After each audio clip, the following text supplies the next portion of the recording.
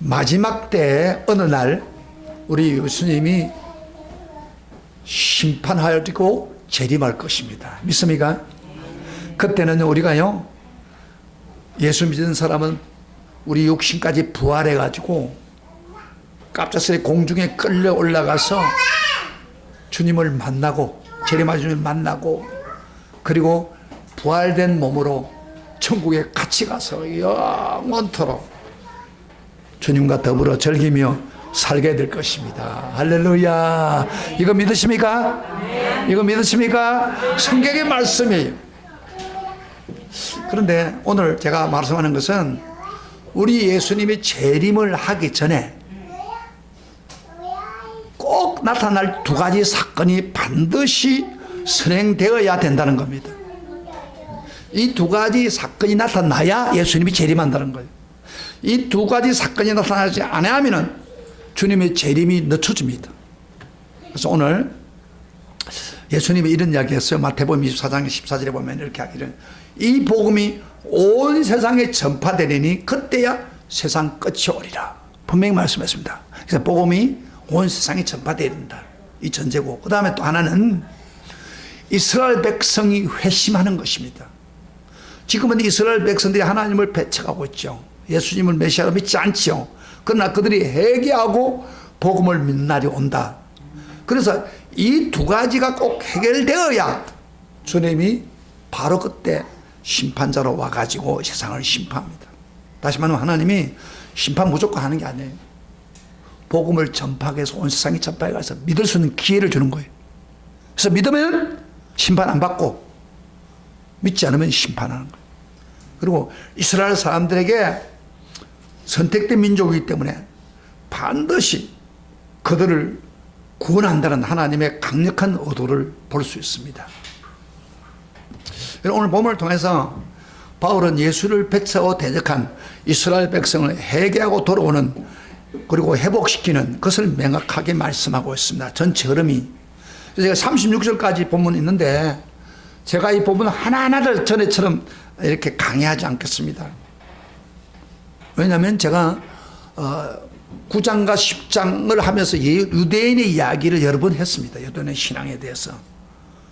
그래서 오늘은 집중해서 유대인들이 어떻게 회복되는가, 그런 부분에 대해서 집중해서 오늘 본문을 따서 말씀드리겠습니다. 제가 저번주에 설교한 대로 우리 예수님은 유대의 복음을 주시기 위해서 이 세상에 오셨죠. 이스라엘에 왔습니다. 한국에 온 게 아닙니다. 그래서 33년 동안 사역을 하는데 특별히 제 아들에게도 그랬죠. 너희들이 잃어버린 유대인들에 가서 복음을 전하라. 그리고 마지막 유언했죠. 오직 성령이 너에게 임하시면 뭐예요? 예루살렘과 유다와 사마리아까지. 이 예루살렘, 유다, 사마리아 바로 이스라엘 전체를 이야기합니다. 그러니까 먼저 복음을 전해라. 사도 바울도요, 제가 이야기했죠. 그는 이방 사도로서 부르심을 받았지만은 항상 회당에 가서 먼저 유대인에게 복음을 전합니다. 그럼 안 받아들이면 이방 사람들에게 갑니다. 그 정도로 유대인들에게 복음을 전했는데, 그 복음을 받은 사람들이 소수의 일부분 유대인들은 예수를 받아들였는데 대부분의 사람들은 예수를 안 받아들였어요. 대적했어요. 방해했어요. 그리고 그들은 예수가 메시아가 아니고 다른 분이 메시아가 올 것이다, 그렇게 믿고 있었어요. 그래서 이들을 향해서 사도 바울이 얼마나 안타까워서 마음에 큰 근심과 고민을 가지고 그들이 돌아오기를 기도했는데도 불구하고 2000년이 지날 때까지 대부분의 유대인들은 돌아오지 않았습니다. 지금도요, 유대인들은. 그럼 유대인들은 앞으로 어떻게 될 것입니까? 이 굉장히 중요한 주제입니다. 왜냐하면 예수님이 재림하기 직전에 유대인에게 변화가 일어나야 됩니다.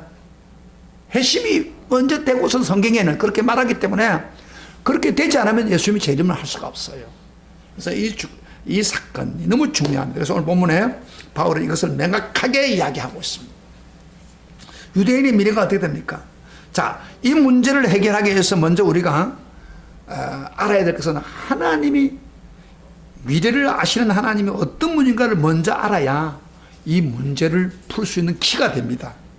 그래서 바울은 오늘 설교를 다 끝내고 난 후에 하나님이 어떤 분인가를 분명히 이야기하고 하나님을 찬양하고 있는 것을 우선 봅시다. 33절 제일 뒤를 보세요. 33절 33절부터 우리가 마지막까지 하나님이 어떤 분인가를 이야기합니까? 다 같이 소리를 내어서 읽어봅시다. 자, 다 같이 시작. 하나님의 지혜와 지식의 풍성함이요 그의 판단은 헤아리지 못할 것이며 그의 길은 찾지 못할 것이로다. 누가 주의 마음을 알았느냐? 누가 주의 모사가 되었느냐? 누가 주께 먼저 드리고 갚으심을 받겠느냐? 이는 만물이 주에게서 나오고 주로 말미암아 주에게로 돌아갑니다. 그에게 영광이 세세에 있을지어다. 아멘. 바울이 11장을 딱 끝내면서 너무 감동해서 깊도다 하나님의 놀라운 은혜와 지식과 풍성함을 감탄했습니다. 인간이 청량할 수 없는 하나님의 지식을 이야기하면서 하나님의 주권을 말씀하고 있습니다. 그래서 36절에 보면요, 36절이 이럽니다. 마지막으로 모든 것이 주에게서 나오고 주를 향하여 이루어지고 주를 통해서 이루어지고 주에게로 돌아간다 이렇게 말합니다. 한마디로 뭐예요? 모든 일은 누구의 주권에 있다고? 하나님의 주권에 있다. 하나님의 주권에 의해서 움직인다. 그 이야기를 설명하고 있습니다. 그러면서 하나님을 찬양합니다. 36절에 있는 말씀은 너무 중요한 거예요. 여러분이 이 세상을 살다 보면은 이 36절에 있는 말씀은 여러분 머리에 애우시면은 여러분 신앙이 굉장히 힘이 되고 용기가 됩니다. 우리 한번 36절만 따로 한번 애워봅시다. 시작. 이는 만물이 주에게서 나오고 주로 말미암고 그 다음에 주에게로 돌아갑니다. 그에게 영광이 세세에 있었잖아. 쉽죠? 그래 어렵지 않잖아요. 다시. 자, 이는 시작. 이는 만물이 어디요? 주에게서 나오고 그 다음에 주로 말미암고 그 다음에 주에게로 돌아가리니 그에게 영광이 세세 있을지어다. 여러분 모든 일이 세상의 모든 일이 어디서부터 시작된다고요? 하나님의 주권에 의해서 하나님부터 나와서 하나님을 통해서 역사하고 그 다음에 결국에는 하나님에게 간다. 여러분요, 여러분이 살아가는데 힘이 들고 어렵고 그래도 이 성경 구절을 읽으면 하나님의 주권에 의해서 세상이 움직이고 있구나. 아멘. 그러면 덜 낙심됩니다. 아멘. 이 말씀은 여러분 말씀되겠습니다. 자, 그러면 오늘 말씀을 통해서 하나님의 주권으로 이스라엘 미래를 어떻게 풀어가고 있습니까? 오늘 그걸 이제 제가 포커스 맞춰서 말씀을 잘 관찰해 봅시다. 여러분, 이스라엘 백성들은 세계 어떤 나라 중에서 이스라엘 백성들은 하나님의 주권적인 선택으로 이루어졌습니다. 그리고 하나님이 주권적으로 그 민족에 누굴 보냈습니까? 구원자 메시아 예수 그리스도가 이스라엘 나라에 태어나도록 했습니다. 그래서 그들에게 구원의 복음을 주기 위한 것입니다. 그럼에도 불구하고 이스라엘 백성들은 예수님을 메시아로 받아들이지 않고 거부했습니다. 그래서 메시아라고 하는 그 예수님을 십자가에 못 박아 죽임으로 결국 죄의 죗값으로 이스라엘 나라를 예수님을 죽인 그 대가로 이스라엘 나라에 예수님 죽고 난 35년 후에 역사에 보면 70년에 로마 군인에 의해서 그 나라가 완전히 멸망돼 버립니다. 없어져 버립니다. 도망가고 다 죽고 반항하는 사람들은 역사적인 사건이에요. 그래서 그 나라가 없어져 버려요. 이스라엘 나라가 완전히 국가가 없어져 버렸어요. 여러분 우리 한번 생각해 보세요. 한국이 중국이 쳐들어와가지고 북한이 쳐들어와 한국을 백성 다 죽여버리고 도망갈 사람 도망가고 나라가 없어졌다면 어떻게 되겠어요? 그런 일이 좀 벌어지는 거예요. 이스라엘 나라에 예수를 죽였기 때문에 예수를 거부했기 때문에. 그래가지고 이들이 어디에 있었냐면 각 지국에 살아있는 사람은 각 지국에 흩어져 살다가 여러분 유대인 그 히틀러한테 600만 명이 가스에 죽었습니다. 600만 명을 가스에 지배하고 죽였다니까요. 역사에 있는 이야기입니다. 유대인은 많은 고난과 어려움을 당했습니다. 왜? 예수님을 구세주로 안 받아들여가지고 예수를 죽였기 때문에. 그 결과로. 무슨 이야기죠? 그러다가 1900년이 지나고 난 후에 정확하게 이야기한다면 1948년에 48년 그 제가 태어난 날입니다. 제가 태어난 그때 이스라엘 백성이 팔레스틴에 라는 옛날 땅에 다 들어와서 그 땅을 처음에는 샀어요. 그래가 귀국해가지고 나라를 세웠습니다. 6.1 전쟁해가지고 이겨가지고 나라를 확장시킨 거예요. 그게 지금 현재 이스라엘이라 합니다. 근데 이것도요, 하나님의 주권에 의해서 된 겁니다. 왜? 이스라엘 사람을 한 곳에 모아놔야 거기에 어떤 역사가 일어날 거 아닙니까? 해심될 거 아닙니까? 그래서 하나님의 주권에 의해서 한 곳에 모아놨어요. 그래서 오늘 본문에서는 이스라엘의 구원에 대해서는 하나님의 주권에 있다는 것을 집중해서 말씀하고 있습니다. 바울은 이스라엘의 신앙을 9장 10장에서 이야기했죠. 그러다가 11장에 와서는 하나님의 주권으로 이스라엘 미래를 책임지고 있다는 것을 보여주고 있습니다. 역사하고 있다는 것. 그래서 1절부터 시작됩니다. 1절 한번 보세요. 사도 바울이 1절 하나님 주권으로 어떤 일이 벌어진다는 걸 이야기합니까? 1절 같이 읽겠습니다. 시작. 11장 1절입니다. 찾아보세요. 로마서 11장 10절 다 같이 시작. 그러므로 내가 말하노니 하나님이 자기 백성을 버리셨느냐? 그럴 수 없느니라. 나도 이스라엘인이요 아브라함의 세에서 난 자로 베냐민 지파라. 하나님이 바울 하는 말이 확실하게 자기 백성 이스라엘을 어떻게 버릴 수가 있느냐? 결코 그럴 수가 없다. 하나님은 자기 백성을 절대 버릴 수 없다고 단호하게 이야기합니다. 그러면서 자기 간증은 합니다. 자기도 하나님을 대적했지만은 하나님 버리지 않고 나를 변화시켜서 사용하지 않고 있지 않느냐. 할렐루야. 자기 예를 드는 거예요 지금. 그러면서 이스라엘 선택한 백성을 하나님 절대 버릴 수가 없다. 그렇게 전제하고 있습니다. 그러면서 2절부터 6절까지는 제가 거기 하나님의 남은 자를 은혜로 구원했다는 말씀인데 이건 제가 9장에서 남은 자 구원에 대한 설교를 했기 때문에 더 반복 안 하겠습니다. 이건 안 하고요. 우선 그러면 하나 풀어나갑시다. 다시는 이스라엘 사람들을 완전히 버리지 않는다 그 이야기예요. 그러면 우리가 여기서 한번 생각해 볼 것은 왜 하나님이 이스라엘 사람들은 왜 하나님의 뜻 메시아를 대적하고 있는 이유가 뭡니까? 메시아를 분명히 보내주고 기적과 역사를 보여줬는데 이스라엘 사람들은 왜 메시아를 받아들이지 않고 있습니까? 7절부터 10절까지입니다. 다 같이 시작. 그런즉 어떠하냐? 7절부터 10절 보시다 시작. 그런즉 어떠하냐? 이스라엘에 구하는 그것을 얻지 못하고 오직 택하심을 입은 자가 얻었고 그 남은 자들은 우둔하여졌느니라. 기록된 바 하나님이 오늘까지 그들에게 혼미한 심령과 보지 못할 눈과 듣지 못할 귀를 주셨다는 것 같으냐. 또 다윗이 이르되 그들이 밥상이 올무의 덕과 거치는 것과 봉이 되게 하시고 그들의 눈은 흘어 보지 못하고 그의 등은 항상 굳게 하소서. 이스라엘 사람들 왜 예수님을 메시아로 안 받아들입니까? 하나님 뜻을 완악한 마음 때문입니다. 마음이 완악해져 버리니까 혼미해져 버렸어요. 그래서 예수님을 깨닫지 못하고 예수님을 대적한 겁니다.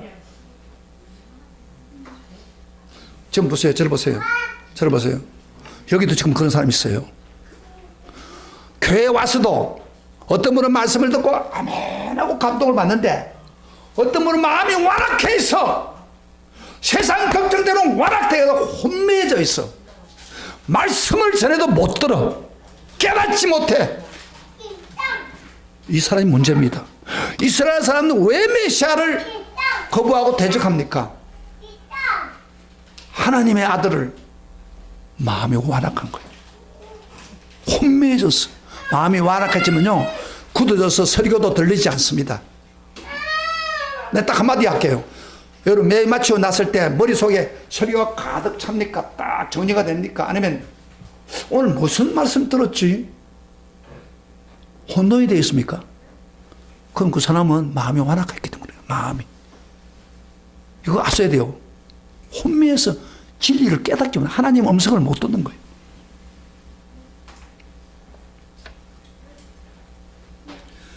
그런데 오늘 이 시간부터 여기서부터 하나님 주권을 이야기하는데 예수님을 메시아로 받아들이지 않으므로 그들은 어떤 일이 생겼습니까? 예수님을 받아들이지 않으니까 물론 이스라엘 사람들 전쟁에서 나라가 없어진 것도 했지만 육신적으로 이야기하는 게 아니고 그들이 어떤 일이 그들이 받아들이지 않으니까 어떤 일이 생겼습니까? 10절, 11절부터 12절 봅시다. 시작. 11절부터 시작. 그러므로 내가 말하노니 그들이 넘어지기까지 실족하였느냐? 그럴 수 없느니라. 그들이 넘어짐으로 구원이 이방에게 이르러 이스라엘로 시기나게 하려 함이니 그들의 넘어짐이 세상의 풍성함이 되어 그들의 실패가 이방인의 풍성함이 되거든. 하물며 그들의 충만하며. 무슨 말입니까? 이 말은 이야기입니다. 이스라엘 사람들이 받아들이지 않으니까 실족해서 넘어졌다 이 말이에요. 그런데 여러분 완전히 넘어진 게 아니다 그 이야기예요. 넘어졌기는 실패해서 나라가 없어졌지만은 완전히 넘어진 게 아니다. 그러면서 뭘 한대죠? 그의 넘어짐으로 말미암아 이스라엘 사람들이 넘어짐으로 구원이 어디로 왔다고요? 이방인에게 갔다. 그래서 이스라엘 사람들을 시기나게 해가지고 오히려 이스라엘 이방인에게 구원이 가서 그들이 풍성해질 때는 나중에 그들도 시기가 생겨가지고 하나님의 믿음으로 말미암아 그들이 앞으로 충만해질 수 있다. 그런 이야기입니다. 이 좀 어려운 말이에요. 자, 들어봐요. 여러분, 이런 설교는 어디 가서 한 번도 못 듣는 설교예요. 이스라엘 나라가 지금 어떻게 되는 걸 지금 이야기하고 있는 거예요. 이스라엘 사람들이 복음을 안 받아들이니까 이 복음이 어디로 갔다고요? 이방인에게 가가지고 이방인이 풍성해졌다. 예를 든다면은 그 말씀대로 어떤 일이 벌어졌습니까? 예? 이렇게 사적으로 보면요. 하나님의 주권으로 복음이 어디로 갔냐면 소아시아로 갔습니다. 이스라엘 사람 안 받아들이니까 아시아, 유럽, 로마까지 복음을 전했어요. 이방인들에게. 그리고 유럽 전체가 복음 받고 영국까지 복음 전하고 그 다음에 그들이 아프리카에 선교사로 보내고 미국도 보내고 브리탄, 남미, 아시아 그리고 우리나라까지 온 거예요. 그러니까 그 유대인이 안 받아들이니까 하나님이 이방 나라의 복음을 전하는 기회로 삼았습니다. 그래서 나와 여러분이 바로 하나님의 주권에 의해서 내가 구원받은 겁니다. 여러분 우리나라 같은 것들은 어때요? 이스라엘 나라와 얼마나 거리가 떨어져 있습니까? 그런데 교통이 발달되지도 않았어요. 근데 우리나라까지만 극동까지 와가지고 복음이 전파됐다는 게 이건 기적이에요. 하나님 주권에 의해서 이루어진 거예요. 할렐루야. 아멘. 그러니까 이스라엘이 안 받아들이니까 그 계기로 우리 이방까지 복음이 확 확산됐잖아요. 미국이란 나라도요. 미국이라는 나라를 한마디로 말하면 복음으로 시작한 거예요. 브리탄들. 정말 청교도들이 와가지고 나라를 세운 거예요. 그래서 그 나라가 기독교 정신이 가득 찬 거예요. 나라가 축복을 받은 거예요. 그런데요, 우리가 정말 내가 구원받는 사실이 기뻐요, 좋아요? 너무너무 감사해요. 이거 어떻게 복음 안 들었으면 구원받아요. 그래서 하나님의 주권에 의해서 우리가 복음을 받았다. 그 이야기를 지금 바울이 하고 있는 거예요. 제가 이번에 전라도 광주에 갔는데 양림 문화거리라고, 여러분 광주에 가거든 양림 문화거리로 한번 가보세요. 참 좋습니다. 거기가. 근데 그 문화거리라고 하는데 거기가 기독교 문화로 가득 차 있어요. 다른 말로 표현한다면 기독교 문화예요. 근데 거기 누구냐면 제가 저번 주에 설교한 서서평 선교사들인지 그 밖에 선교사들 수십 명의 모지를 저희들이 직접 가봤어요. 그리고요, 그런 분들이 헌신해가지고 전라도가 부흥이 되기 시작한 거예요. 여러분요, 우리나라에서 복음이 제일 많이 발달되고 제일 많은 교회가 있는 곳이 도를 따지면 어디가 맞는 것 같아요? 전라도입니다. 전라도가 제일 포텐트가 제일 높아요. 충청도가 제일 낮아요. 강원도하고. 근데 저기 충청도 아시겠죠? 그래서 교회가 많고 그러는데 거기 다 선교사들이 복음을 열심히 헌신해서 전했기 때문에 그런 거예요. 그래서 제가 음식을 먹는데 양림문화원에 갔다가 음식을 먹었어요. 그 주인 보고 질문을 내가 했어요. 서서평 아세요? 알죠. 누구예요? 선교사래요. 그 사람이 얼마나 희생한 거 우리 다 알아요. 광주 사람 치고는 모르는 사람 없대요. 그런 희생적인 서서편 같은 선교사들이 노력했기 때문에, 복음의 씨를 뿌렸기 때문에 그들이 예수 믿고. 또 전라도 사람 특징이 또 하나, 머리가 참 좋아요. 여러분요, 서울대학 들어간 사람 제일 많이 전라도 사람들이에요. 광주 제일고등학교. 근데 그 이유가 뭐냐면은, 이렇게 은혜를 받으면은, 사람이 성령을 받고 은혜를 받고 복음을 받으면은 머리가 좋아집니다. 그 나라, 그 지역이 잘 먹어서 머리가 좋은 게 아니에요. 예수 믿으면은 점수 많이 나오고, 그 다음에 깨닫는 게 더 빨라지는 거예요. 그래서 예수 믿는 게 중요한 거예요. 그런데다가 이제 우리 그 은혜를 받고, 그 다음에 소록도로 가, 소록도. 여러분, 소록도 갔더니 교회가 90%입니다. 90%, 소록도는. 그 소록도로 가서 일제시대에 그 문둥 환자들을 다 모아가지고 소록도에 섬에다 쳐놓아가지고 엄청난 박해를 해가지고 죽은 사람도 많고 그래요. 그런데 놀라운 사실은 그렇게 고통을 주면서도 그들은 예수를 믿는 거예요. 하나님밖에 없어요. 구원은 받는 거. 그래서 극복해 나가는 거예요. 할렐루야. 제가 책을 2권을 사가지고 다 읽었는데, 너무너무 신앙 중심이에요. 교회가 7개 큰 교회가 있어요. 제가 옛날에 우리 친구 아버지가 그 교회, 그 소록도 교회를 다스리고 있는 목사인데, 우리 가가지고 신학 딱 나와가지고 우리 가가지고 각 새벽마다 새벽 기도 인도하는 거예요. 그러면 7교회니까 여기 했다가 다음날 여기 하고 저기 이런 식으로 7번을 이제 도는데, 사람들 얼마나 감동적인지 보세요. 설교를 듣는데 좋은 사람 한 수 없습니다. 설교를 듣는데 막 말씀이 잘 전하지도 못했는데 아멘 찬송 부르면 이 손이 이렇게 되잖아요. 이렇게 부르면서 얼마나 기뻐하는 거예요. 이 요새 왜 서울 사람들이 복음이 이렇게 춥냐? 겸손하게 말씀을 잘 못 들어요. 그 사람들은 거기 복음이 새벽마다 그들 나오는 거예요. 이게 다 복음이 들어가니까.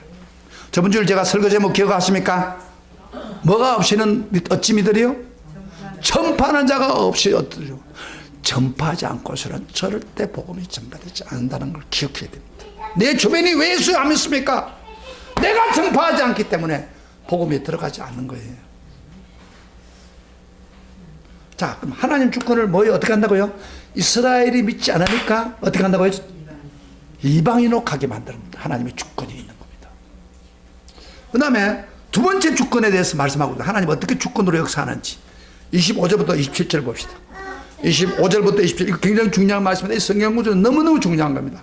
25절부터 27절 다 같이 시작. 형제들아, 너희가 스스로 지혜 있다 하면서 이 신비를 너희가 모르기를 내가 원하지 아니하노니, 이 신비는 이방인의 충만한 수가 들어오기까지 이스라엘에 들어는 우둔하게 된 것이다. 그리하여 온 이스라엘이 구원을 받으리라. 기록된 바 구원자가 시온에서 오사 야곱의 갱건치 않은 것을 돌이키게 했고, 내가 그들의 죄를 없이 할 때에 그들에게 이루어질 내 언약이 이것이라 함과 같으니라. 여러분요, 두 번째 하나님 주권을 지금 이거 이루어지지 않았습니다. 이방인들이 구원받아가지고 복음이 전파됐잖아요.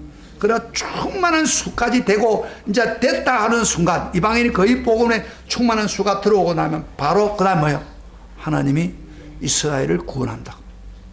지금은 더러고 우둔하지만은 이스라엘 구원하는데, 심지어 시온에 와서 야곱에게 갱근치 않은 사람들을 돌이키고 해결시켜서 그들을 죄를 없게 하고, 그래서 하나님의 복음의 역사가 일어나는 큰 역사가 있다겠다. 이거 신비라고 해요. 신비. 이 바울이 기도하는 가운데 하나님이 마지막 때 이스라엘을 회심시키는 건, 그러고 나면 어떻게 온다요? 바로 예수님이 재림하는 거예요. 그래서 여러분들이요, 신앙생활 하다가 이스라엘 나라가 막 변화되는 걸 보면요, 세상 마지막이 거의 왔구나.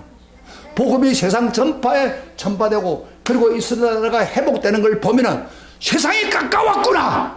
예수님 재림이 가까이 왔구나. 그때도 졸고 앉아 있고, 그때도 마음이 완악해 있으면 그 사람이 굉장히 곤란합니다. 그러면 안 돼요. 그러면 구원 못 받을 수도 있어요. 이게 예수님의 신비입니다. 이거 아직 이루어지지 않았어요. 그걸 바울이 지금 밝히고 있는 거예요. 자, 마지막으로 하나 더 봅시다. 바울은 하나님의 은사가 부르심에 절대 후회가 없다고 하시면서 하나님 불렀기 때문에 주권으로 반드시 이룬다고 하면서, 그러면 하나님 주권으로 이스라엘을 구원하고 또 이방인을 구원하는 그 동기가 무엇인지를 이야기합니다. 동기. 왜 하나님 주권적으로 그 불순종한 사람을 구원하느냐 그 말이에요. 30부터 33절까지 시작 읽어봅시다. 시작. 너희가 전에는 다 같이 시작. 33절부터 33절까지 30절부터 33절 시작. 너희가 전에는 하나님께 순종하지 않으든 이스라엘에 순종치 않으므로 이제 긍휼을 입었는지라. 이와 같이 이 사람들이 순종하지 아니하는 이는 너희에게 베푸신 긍휼을 이제 그들에게들도 긍휼을 얻게 하려 하심이라. 하나님이 모든 사람을 순종하지 않은 가운데 가두어 두시면 모든 사람의 긍휼을 베풀어 하십니다. 여러분, 하나님이 왜 주권으로 구원의 역사를 일으킵니까? 그 중심에 뭐가 있습니까? 긍휼이다. 긍휼. 긍휼이라는 게 뭐예요? 하나님의 사랑이, 우리를 불쌍히 여기는 사랑이 가득해서, 사랑이 넘쳐서 우리를 볼 때 불쌍히 여기는 거예요. 그래서 우리 이방인들도 하나님 순종하지 않을 때 불쌍히 여겨서 이방인에게 복음이 전파되어서 긍휼 때문에 우리 이방인을 구원하고, 그 다음에 이스라엘 사람들도 지금 불순종하고 있지만은 하나님이 그들을 사랑해서 불쌍히 여기는 마음 때문에 긍휼이 베풀었다. 그러면서 33절에 유명한 말이죠. 하나님 모든 사람을 순종하지 않은 가운데 가두어 두시면, 무슨 말이에요? 그러니까 이방인도 순종하지 않고 그 다음에 유대인도 순종하지 않는 가두어 뒀다 이 말이에요. 그 이유는 뭐냐? 바로 구원은 우리 행위로 하나님의 긍휼을 베풀어 주시는 우리 행위와 전혀 상관이 없고 오직 하나님의 사랑에서 나오는 긍휼로 시작된다는 것을 강조하고 있단 말이에요. 잘 봐요. 여러분, 구원할 때 우리가 잘 믿고 우리가 열심히 노력하고 우리가 선을 행했기 때문에 예수 믿는다 생각하는데 착각입니다. 잘 보세요. 자기가 구원받는 거 한번 보세요. 자기가 잘나서 그랬어요.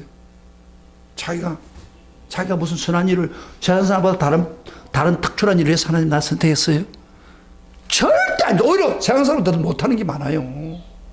나 같은 경우는 내가 고등학교 1학년 때 은혜 받을 때 제가 고등학교 들어가가지고 눈이 확 올라가지고 막 눈이 떨어져가지고 막 싸움하고 도둑질 받아도 시문배들 하면서 너무 어려우니까 싸움이나 하고 막 우리 반에서 제일 싸움 많이 했어요. 근데 고등학교 1학년 때 방학 때 내려갔다가 성령에 붙들리는 거예요. 절대 여러분의 행위와 상관이 없다는 거예요. 하나님의 사랑에서 오는 긍휼, 불쌍히 여러분을 구원해야겠다고 하는 그 사랑이 왜였습니까? 그래도 목사님 내 행위로 구원받은 거요. 하는 사람 손 들어보세요. 내가 다른 사람보다 낫기 때문에 그래요. 내가 순종 잘해서 그래요. 아니에요. 여러분 구원 주셨으니까 그 다음에 순종하는 것뿐이에요. 다 하나님의 은혜입니다. 할렐루야. 이걸 지금 이야기하고 있는 거예요. 그래서 깊도다 하나님의 지식과 지식의 풍성함을 감탄하고 있는 거예요. 사랑하는 성도 여러분, 이스라엘이나 이방인이나 우리가 구원받는 것은 내가 잘났어, 내가 바른 삶을 삶았어, 내가 하나님께 순종을 했어, 내가 하나님께 목을 들어서 된 게 절대 아닙니다. 오직 우리 구원은 어디서 나온다고요? 우리 구원은 어디서? 하나님의 긍휼, 어떤 사랑이 넘쳐서 하나님의 사랑이 불쌍히 보는 긍휼에서 나왔는. 여러분 길거리 지나가는데 어떤 아주 불쌍한 사람 볼 때 이거 저 하고 지나가는 사람 때마다 불쌍해요. 불쌍하게 느꼈잖아요. 그래서 막 주고 싶었잖아요. 하나님도 우리를 멸망받을 우리를 지옥 갈 우리를 죄를 져서 하는 거예요. 불쌍히 본 거예요. 여러분 한 사람 한 사람 불쌍히 본 거예요. 김종수 씨도 불쌍히 본 거예요. 다 불쌍히 봤어요, 여러분. 할렐루야. 이게 하나님 동기입니다.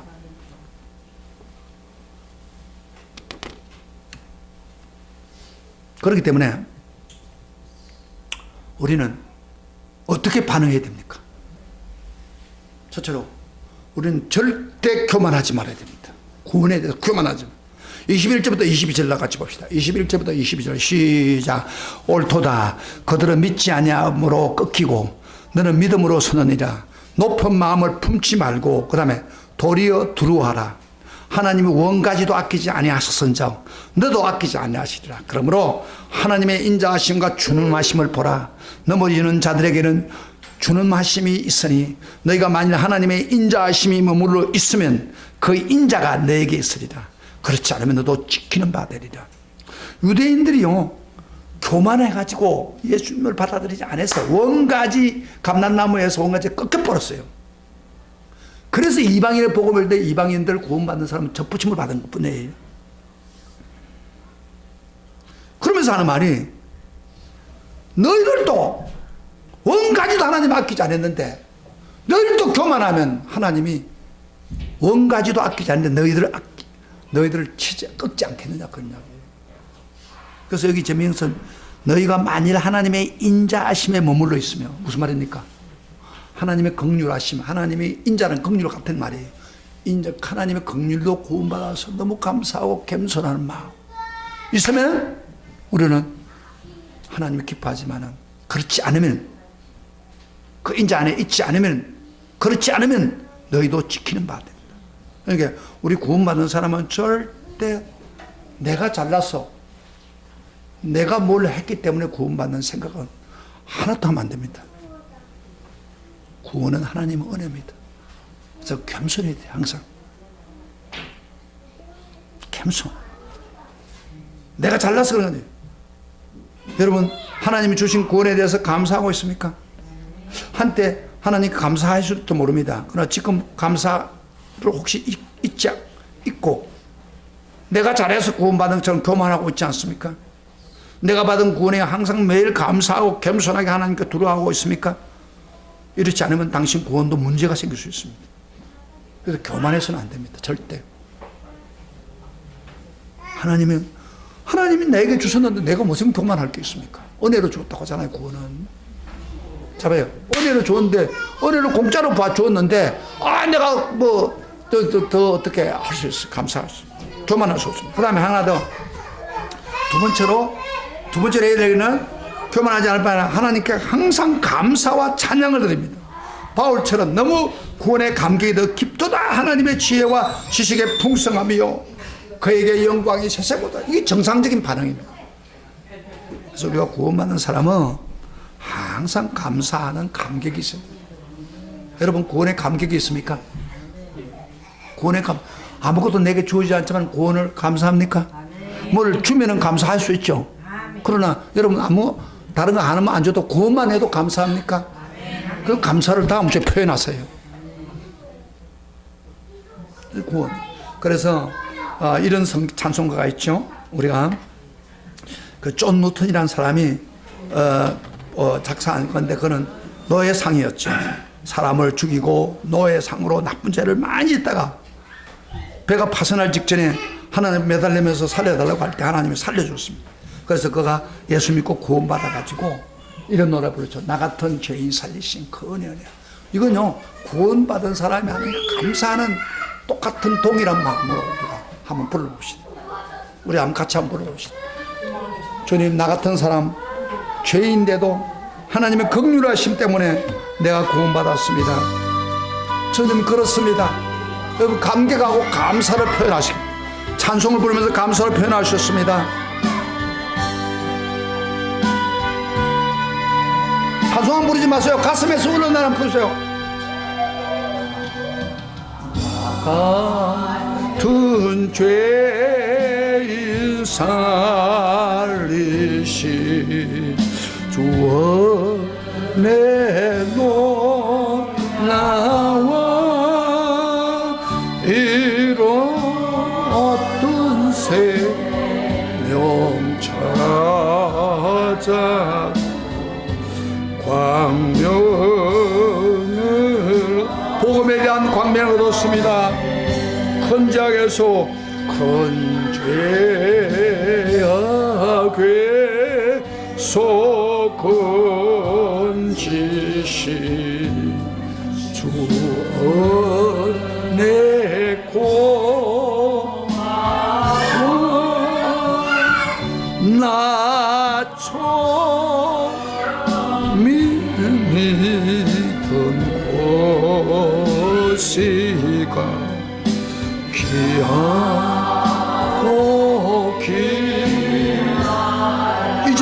내가 산 것도 지금까지 주님의 선행입니다. 이제 곧 내가 산 것도 주님의 은혜라. 주님의 은혜라. 또 나를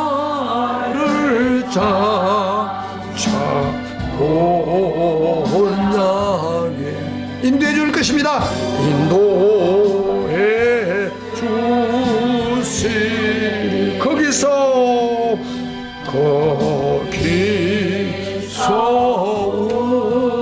우리 영원히 주님의 은혜로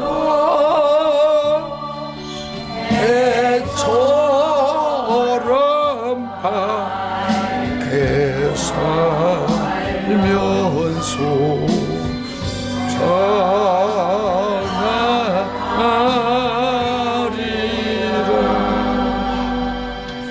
아멘. 여러분, 하나님 그 약속대로 지금도 유대인들은 다시 팔레스타인의 새 나라 세워나부터 유대인들이 스스로 예수 믿는 사람이 많아지기 시작했습니다. 지금은 2% 이상이 예수를 믿는. 그래서 그 사람들이 이름 누가면 메시아닉 유대인이라고 해가지고 예수를 주인으로 모시고 지금 하고 있는데 2% 정도 되면요, 여러분 일본은 1%도 안 됩니다. 크리스찬들이. 그런데도 얼마나 많아요.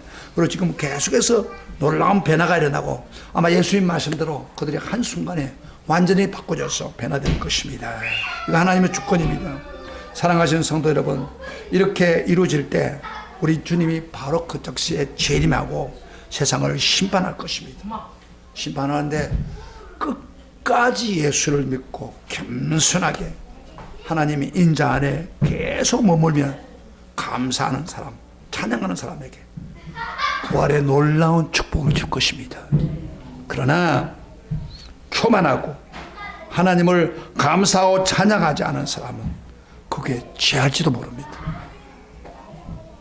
사탄은 교만한 자를 붙듭니다. 우리 오늘 정말 이 놀라운 은혜에 겸손하게 항상 두렵고 떨리는 마음으로 하나님을 섬기는 나와 여러분이 되시기를 축복합니다. 우리 이 찬양, 그 은혜에 대한 찬양, 오늘 구원의 설교를